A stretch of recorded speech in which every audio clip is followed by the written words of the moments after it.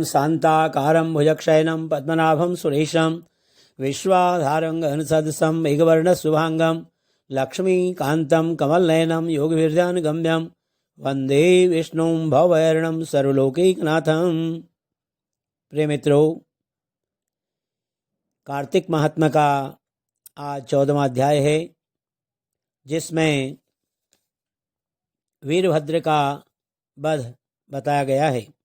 कल हमने 13वां अध्याय किया था, जिसमें जलंधर के द्वारा रुद्र सेना के पराभव का वर्णन बताया गया था।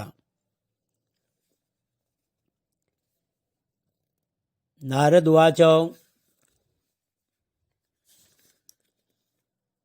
ते गणाधिपतीन् दृष्ट्वा नन्दी प्रमुख सन्मुखान् अमर्षादम्भिधावन्त द्वन्द्वयुद्धाय दानवाः नन्दिनं कालनेमिश्च शुम्भो लम्बोदरं तथा निशुम्भः षण्मुखं वेगात् दव्यधावत दंशितः। नारद जी ने कहा कि वे तीनों राक्षस इन 3 सेनापतियों नंदी, गणेश जी तथा स्वामी कार्तिकेय को देखकर क्रोधित होकर कुश्ती लड़ने के लिए दौड़े। नंदीश्वर ने कालनेमी, गणेश जी से शुंभ और स्वामी कार्तिकेय से निशुंभ युद्ध करने के लिए गया। निशुंभ ने कार्तिकेय के वाहन मयूर के हृदय में शीघ्रता से 5 बाण मारे, जिससे मयूर मूर्छित होकर पृथ्वी पर गिर पड़ा। कार्तिकेय क्रोधित होकर शक्ति को उठाना ही चाहते थे। इतने में निशुंभ ने तीव्रता से अपनी शक्ति से षडानन की शक्ति को काट दिया। नंदीश्वर ने सैकड़ों बाणों से कालनेमी को मारकर 7 बाणों से घोड़ों, धनुष तथा सारथी को काट दिया। क्रुद्ध कालनेमी ने नंदीश्वर के धनुष को काट दिया।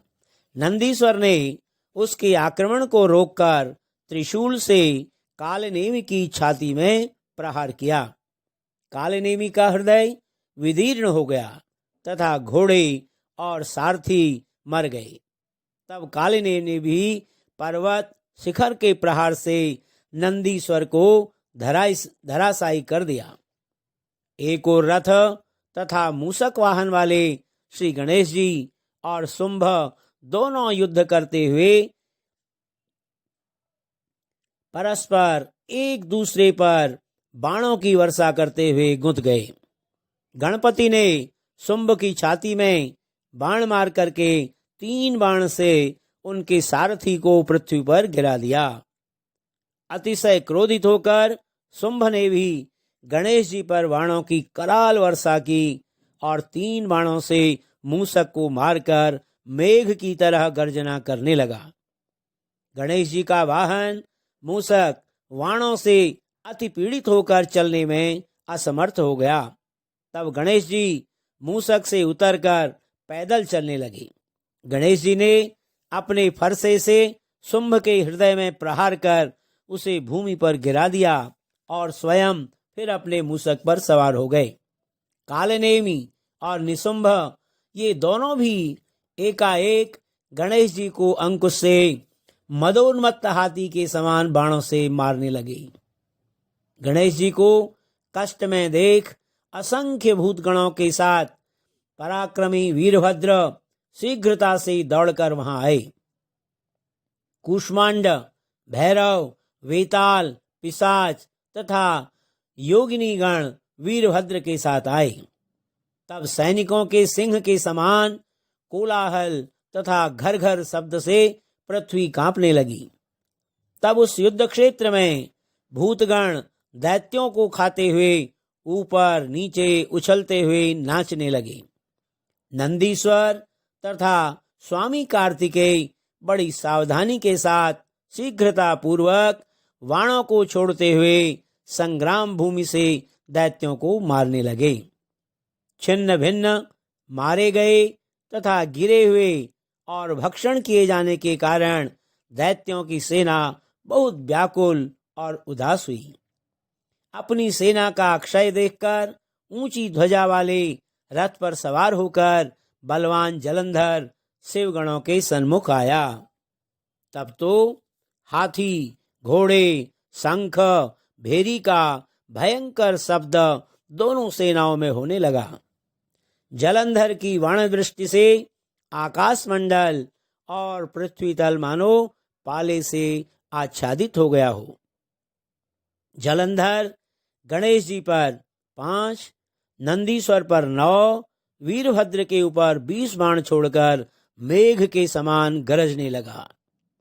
तब शीघ्र ही षडानन ने जलंधर को अपनी शक्ति से मारा। उसके संधान से उसे कुछ गड़बड़ाहट हुई। क्रोधित होकर जलंधर ने स्वामी कार्तिकेय को गदा के आघात से पृथ्वी पर गिरा दिया। नंदीश्वर को भी उसी तरह शीघ्रता से पृथ्वी पर गिरा दिया। तब गणेश जी ने क्रोधित होकर उसकी गदा को फरसे से काट दिया। वीरभद्र ने जलंधर को 3 बाणों से और 7 बाणों से घोड़ों, ध्वजा, धनुष तथा छत्र को काट दिया। तब जलंधर ने अपनी अति प्रचंड शक्ति से गणेश जी को गिरा दिया और स्वयं दूसरे रथ पर चढ़ गया। वीरभद्र के ऊपर क्रोधित रणभूमि में आया।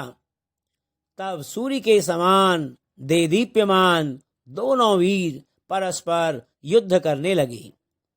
वीरभद्र ने बाणों से उसके घोड़ों को मार गिराया। फिर जलंधर ने वीरभद्र का धनुष काट दिया तथा अपना परिघ हाथ में लेकर कूदा। नारद जी ने कहा, तब वह जलंधर शीघ्रता पूर्वक वीरभद्र के समीप जाकर उसके मस्तक पर परिघ मारने लगा। छिन्न मस्तक वाला वह वीर मुख से रुधिर वमन करता हुआ पृथ्वी में गिर पड़ा।